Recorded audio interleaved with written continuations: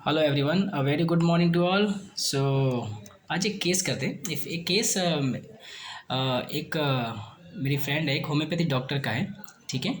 सो उसने मुझे कॉल किया बहुत साल पहले, मतलब 3-4 साल पहले मैंने उसे एक दवा दी थी उसका साइकिल रेगुलर होने के लिए। मुझे याद भी नहीं कि मैंने उसे क्या दिया था। ठीक है। तो तब से वो ठीक हो गई थी वो डोज के बाद से। एंड दिस टाइम उसको फिर से प्रॉब्लम हुआ एंड उसने मुझे कॉल किया कि उसने मुझे फ़ोन करते ही बोला कि यार रवि, मुझे तू बचा ले। तो मैंने बोला क्या हो गया, मुझे दवा दे बस तू। मैंने बोला क्या हो गया, दवा दे मतलब क्या हो गया। तो बोले यार अभी मैं क्या बताऊँ, मेरा साइकिल ना 2-3 दिन स्किप हो गया है। जब से तू दवा दिया था तब से एकदम नॉर्मल चल रहा था। अभी 2 दिन से 3 दिन से देख रही हूँ कि पहले थोड़ा सा मतलब मुझे ब्लीडिंग हुआ, उसके बाद एक दिन हुआ बंद हो गया। एंड मैंने सोचा कि चलो हुआ रहेगा आ जाएगा। 2-3 दिन हो गया मगर तक अभी तक आया नहीं। अभी मेरा टेंशन बढ़ते जा रहा है। तो मैंने बोला क्या टेंशन है, ठीक है ना, आ जाएगा 4-5 दिन 6 दिन 7 दिन, कोई बात नहीं, हुआ रहेगा, कुछ इम्बैलेंस हुआ रहेगा। नहीं यार तो समझ नहीं रहे मुझे ना। अभी अभी मुझे इसी डेट को नेक्स्ट मंथ में, अभी कैसा है कि मुझे साइकिल का डेट अब तक एकदम नॉर्मल था तो मैंने उस हिसाब से पूरा प्लान किया था। ठीक है, मुझे बाहर जाना है फैमिली के साथ, मुझे सारा प्लान है मेरा।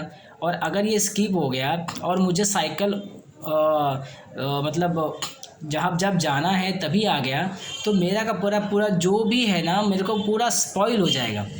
मतलब अगर ये टाइम पे आया होता तो मेरा सब जाने के 4-5 दिन पहले सब रफा दफा हो गया होता। मगर अब ऐसा हो गया है कि अगर अब ये 1-2 दिन में नहीं आया और बाद में आ गया तो मेरा पूरा का पूरा जो मैंने प्लान किया है, और फिर अचानक से मुझे डर लग रहा है कि अगर ये थोड़ा लेट आ गया फिर बाद में मेरे जाने के टाइम पे ही अपीयर हो जाएगा। तो मेरा पूरा बना बनाया जो है प्लान है, जो मेरा हमने जो सब मैंने अरेंज किया पूरा स्पॉइल हो जाएगा, पूरा ख़राब हो जाएगा। मुझे इस बात का डर लगा, तो मुझे दवा दे और अगली बार जैसा कुछ तो मैजिक दिखा, जो मतलब बोलते ना हम होम्योपैथी में मैजिक है, तो बोला ऐसा मैजिक कर दवा की कि मतलब मेरा कल ही कल साइकिल आ जाना चाहिए। तो मैंने बोला ठीक है। कुछ हुआ था क्या, कुछ टेंशन था, स्ट्रेस था कोई बात का, मतलब पिछले 4-5 दिन से या हफ्ते से। बोले यार टेंशन तो था मगर मुझे ऐसा लग रहा है कि ना मुझे बहुत, मेरे को बातें बहुत जल्दी जल्दी आजकल बहुत लग जा रही है। मतलब मैं एक्सेप्ट नहीं कर पा रही हूँ चीज़ों को, मुझे बहुत जल्दी बातें लग जाती है और मैं फिर बाद में उससे मेरे को तकलीफ़ हो रही है। और तू देख रहा है कि मुझे लगातार एक के बाद मैं अभी बीमार पड़ती जा रही, पहले इतना नहीं पड़ती थी मगर अब मैं देख रही हूँ कि मुझे एक के बाद कुछ ना कुछ प्रॉब्लम मतलब लगा ही है, ठीक नहीं हो रहा है। तो मैंने बोला कि क्या हुआ था 1 हफ्ता 10 दिन पहले। बोले वो मेरी रिसेप्शनिस्ट है ना, उसका क्या हुआ कि वो वहाँ क्लिनिक में बैठी थी और मेरा पेशेंट है उनका और उसका कुछ ज़्यादा ही मतलब क्लोज़ हो रहा था, मतलब उनका बातचीत। ठीक है। और क्लोज़ हो रहा था, पता नहीं क्या खिचड़ी पका रहे थे उन लोग अपने, क्या बात कर रहे, तो कुछ ज़्यादा ही क्लोज़ हो रहा था। तो मेरे दिमाग में ना, मेरे दिमाग की घंटी बज रही थी कि यार क्या करें अभी, ऐसे चलेगा तो कैसे चलेगा। मुझे बहुत गुस्सा आया, मुझे बहुत गुस्सा आया ये सब जब पता चला मुझे, जब मैंने नोटिस किया ये चीज़ को। और मुझे उससे बहुत गुस्सा आया मगर मैंने उससे बोला नहीं, मैंने उससे बोला नहीं। बोला कि ये मेरे, अभी जब मैं क्लिनिक में हूँ तो मुझे पता चला मेरे पीठ पीछे क्या करते होंगे, मतलब क्या खिचड़ी पका रही है, मुझे नहीं समझेगा ना। तो मैंने क्या किया कि मेरे को गुस्सा आया, मैं उसको बोल भी नहीं पाई कि यार चलो बोल दूंगी तो क्या है कि मेरा ही काम रुक जाएगा, मुझे ज़रूरत है इसकी।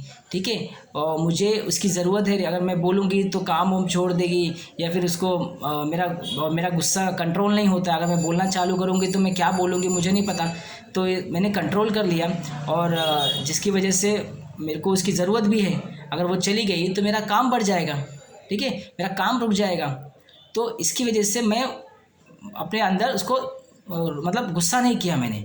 ठीक है। और गुस्सा तो मुझे बहुत था, तो मैंने क्या किया उसी दिन, इतने दिन से मैं सोच रही थी कैमरा लगाने को, तो मैंने टालती रही कि मैं चलो क्या है पैसा इन्वेस्ट करने का इतना फालतू का, सब कुछ तो ठीक चल रहा है। तो मगर जब से ये हुआ है ना तब से मैंने एक ही दिन में पूरा कैमरा लगा के उसको फिक्स करके उसका डाउनलोड करके सब कुछ रेडी करा के चालू करवा दिया एक दिन में। तो आखिर मुझे पता तो चले कि आखिर मेरे पीठ पीछे क्या हो रहा है, क्या ये कुछ कर रही है। तो मैंने ये सब कर लिया। और तू बस कुछ भी कर, जैसे भी कर, मेरे को मेरा साइकिल आना ही चाहिए, कल ही आना चाहिए। तो मैंने बोला ठीक है आ जाएगा, कोई टेंशन की बात नहीं है, ठीक है देखते हैं। हो जाएगा। नहीं नहीं नहीं, तू समझ नहीं रहा है। अगर नहीं आया तो मेरा पूरा प्लान जो मैंने किया है, इतने मेहनत से अरेंज किया है, पूरा स्पॉइल हो जाएगा, पूरा ख़राब हो जाएगा। और मैं नहीं चाहती कि मेरा प्लान ख़राब हो। तो कुछ भी कर, कैसे भी कर, मेरे को बस दवा दे और ऐसा मैजिक कर कि दवा साइकिल आ जाए, ठीक है। So this is the case. तो आप सोचोगे इसमें बहुत सारे शेड है ना, कि आपको लगेगा कि क्या देंगे, ठीक है। हाँ, मगर मैं आपको यहाँ दो चीज़ों को डिफ्रेंशिएट करूँगा कि यहाँ आपको दो चीज़ लगेगा ना, जैसे भी the great desire to be fast और इम्पेशंस, ये दोनों में डिफरेंस आपको बहुत क्लोज समझना पड़ेगा, ठीक है। Carat desire to be fast में पेशेंट, ठीक है, क्या बोलता है, डॉक्टर साहब कुछ दवा दो, डॉक्टर साहब जल्दी से जल्दी ठीक हो जाए। एक पेशेंस के साथ carat desire to be fast बोल सकता है, धैर्य रख के ना। धैर्य मतलब 2-3 दिन 4 दिन। इम्पेशेंट वाला अधीर रहता है, उसमें धैर्य नहीं रहता ना। इम्पेशेंट एक पेशेंस होता है जो धीरज रखता है। इम्पेशेंस वाला आपके उसके बातों में, उसके बॉडी लैंग्वेज में, उसके गेस्चर में इम्पेशेंसनेस दिखेगा। तो इस केस में carat desire to be fast नहीं है, आपको उसका बॉडी लैंग्वेज समझना है कि वो इम्पेशेंस हो रही है ना, और इम्पेशेंस क्यों हो रही है वो भी हमें समझना पड़ेगा। सो हमें यहाँ इस केस में carat desire to be fast नहीं है, ये उससे बहुत ज़्यादा ऊपर उतावलापन है ठीक होने का। क्योंकि उसने जो प्लान किया है ना, वो पूरी तरह से बिगड़ ना जाए, स्पॉइल ना हो जाए, अरेंजमेंट बुकिंग जो भी किया हो स्पॉइल ना हो जाए, ठीक है, ख़राब ना हो जाए। तो उसका डर है कि इसलिए फटाफट टाइम पे आ जाए, फटाफट वो उसका क्लियर हो जाए और वो एंजॉय कर सके, ठीक है। तो वो वहाँ से उसको प्रॉब्लम है, और इसका पॉजिटिव फैक्टर आपको ढूंढना है ना। तो हमें इस केस में कॉज भी मिल गया, ठीक है। क्या हुआ, रिसेप्शन का पेशेंट के साथ कुछ तो उनका चल रहा होगा, ठीक है। तो इसको नोटिस हुआ कि कुछ तो प्रॉब्लम है, कुछ तो नोटिस किया इसने, और उसको लगा कि यार ये तो गलत हो रहा है, मतलब मेरे पीठ पीछे हो रहा है। And she was very angry, मतलब उसको बहुत गुस्सा है, but she can not express. ये क्या है, एंगर सप्रेस्ड। वाई, अब यहाँ भी उसका रीज़न आउट है ना कि उसने क्यों सप्रेस किया, because she is feeling poor. Poor किस लिए, क्योंकि उसको इसकी ज़रूरत है ना रिसेप्शनिस्ट की। अगर वो चली गई और इसने सुना दिया और इसने झाड़ दिया, एंड वो झाड़ती है तो बहुत अच्छे से झाड़ देगी, तो अगर उसने सुना दिया और ये चली गई तो इसका बर्डन बढ़ जाएगा ना। तो शी इज़ फीलिंग पुअर, ठीक है, वो अभी अपने आप को पुअर महसूस कर रही है। उसके बिना अगर वो चली गई तो इसका काम बढ़ जाएगा इसका, तो ये यहाँ से शी इज़ फीलिंग लैकिंग। और इसलिए उसने क्या किया, गुस्सा एक्सप्रेस करने की जगह पे अपने गुस्से को सप्रेस कर दिया। उसने कैमरा लगा दिया, उसके सुपरविजन में रहेगी तो वो शायद ये नहीं करेगी, इसलिए उसने एक ही दिन में सेटअप कर लिया। जो इतने साल से प्लानिंग कर रही थी, तो उसने एक ही दिन में पूरा सेटअप करके कंप्लीट कर लिया, एंड कैमरा लगा के इतना इंस्टॉल करके चालू कर दिया, ठीक है। सो 2 रूब्रिक हमें मिल गए, ठीक है। Anger suppressed, why, because she is feeling poor, ठीक है। सिस्टमेटिकली समझेंगे। Impatientness, not great desire to be fast, ठीक है। कैरेट डिज़ायर टू बी बंदा इतना अधीर होकर नहीं बोलता है, हमेशा याद रखेगा, डॉक्टर साहब कुछ ऐसी दवा दो ना यार, 2-3 दिन में क्लियर हो जाए, मतलब जल्दी से ठीक हो जाए। अभी जल्दी का मतलब 2 दिन हो सकता है, 3 दिन हो सकता है। इस केस में शी इज़ वेरी इम्पेशेंस, मतलब इतना अधीर है कि बस तू कुछ तो मैजिक कर दिखा, होम्योपैथी की पावर पहले भी दिखा चुका है, अभी मेडिसिन दे, कल ही मेंसेस आ जाए। तो दिस इज़ इम्पेशेंसनेस, ठीक है, not great desire to be fast, ठीक है। So she is feeling poor, anger suppressed and impatientness. आजकल बातें बहुत जल्दी लग जाती है, सेंसिटिव टू टच, बहुत जल्दी बातें लग जाती है, चुप जाती है ना। तो she is feeling sensitive internally, कि उसको बातें जल्दी से टच हो जा रही है आजकल। तो सिंपल रूब्रिक हमने लिया है। And the main and very important rubric, उसका मेन कंसेप्ट हमने एलिमेंट देख लिया कहाँ से आया, because of suppression of anger she is feeling poor, यहाँ से उसका पॉजिटिव और एलिमेंट फैक्टर मिल गया हमें, ठीक है, फॉर डिजीज़।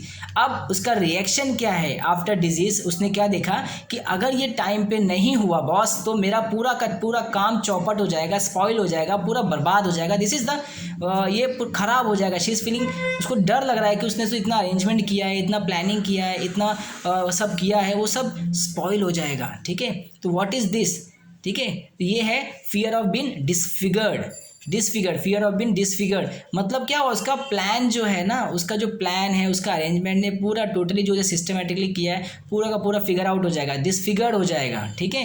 तो डिसफिगर्ड, डिसफिगर में क्या होता है, टू स्पॉइल समथिंग। हमारा एक बोलते ना कि एक डायलॉग कि अगर आप किसी को गिरा ना सको तो उसका नाम खराब कर दो, ठीक है, स्पॉइल कर दो, स्पॉइल हर नेम, स्पॉइल हर फेम, ठीक है।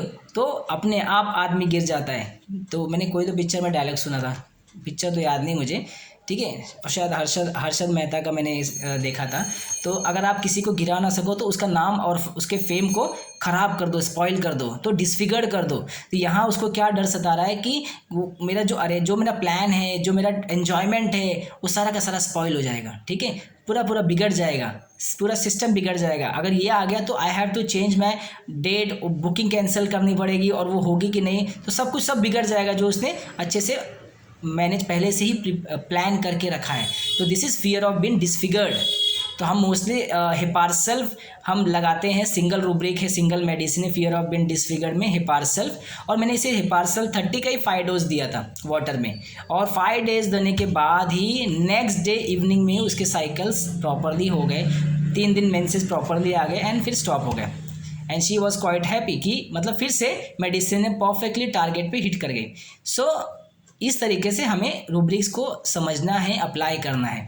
फियर डिसफिगर ऑफ हम मोस्टली लगाते हैं चेहरों के केसेस में, स्किन के केसेस में, कि डॉक्टर साहब जल्दी से देखो ये इतना बढ़ गया है, कहीं ये मेरे फेस को बिगाड़ ना दे, कहीं मेरा पूरा फेस ख़राब ना कर दे। मुझे डर लग रहा है कि एक तो ओपीएम है फियर ऑफ एक्स्ट्रावेंजेंस, उसको लगता है कि बढ़ते बढ़ते कहीं और बैड पूरे फैल ना जाए, this is fear of extravagance, ठीक है। और एक होता है फियर ऑफ बीइंग डिसफिगर्ड, बीन है ना, तो मतलब चल रहा है डॉक्टर साहब, बढ़ रहा है, ये मेरे फेस को बिगाड़ देगा, मेरा स्किन खराब कर देगा, मेरे स्किन की बर्बाद कर देगा, तो this is fear of being disfigured.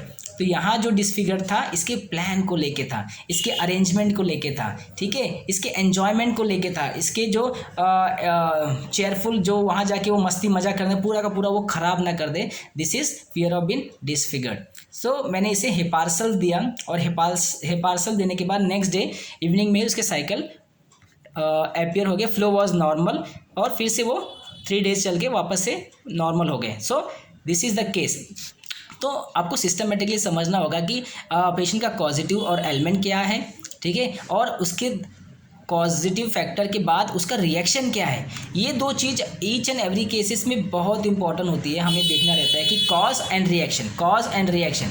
तो आपको उस पर ही ध्यान देना है, कॉज क्या हुआ एंड उसके बाद उसका रिएक्शन क्या हुआ। अगर आपने ये दोनों चीज़ें अगर आपने पकड़ ली तो आपके लिए मेडिसिन को ढूंढना बहुत आसान हो जाएगा। तो आपको अगर मेडिसिन के अगर बाकी फील भी पता है या रिएक्शन भी पता है कि कौन सा पेशेंट कैसे रिएक्ट करता है, ठीक है। और हिपारसेल्फ पुअर है इसलिए रिएक्ट नहीं किया, क्योंकि उस समय शी वॉज लैकिंग, कि उसको लगता है कि भाई इसके बिना मेरी कमी है, ये मेरी सबसे बड़ी ज़रूरत है, मतलब शी वॉज लैकिंग, उसमें इतनी कैपेबिलिटी नहीं है कि वो ओपीडी इतना जो है रश को संभाल सके, and she was lacking in himself herself. तो मतलब वो शी इज़ फीलिंग पुअर, वो अपने आप में पुअर महसूस कर रही है ना, तो अभी तक पूरी तरह से वो सेटल्ड नहीं है इसके बिना। अगर वो चली गई तो उसकी वजह से वो कर नहीं पाएगी, this is the poor feeling of हिपारसेल्फ।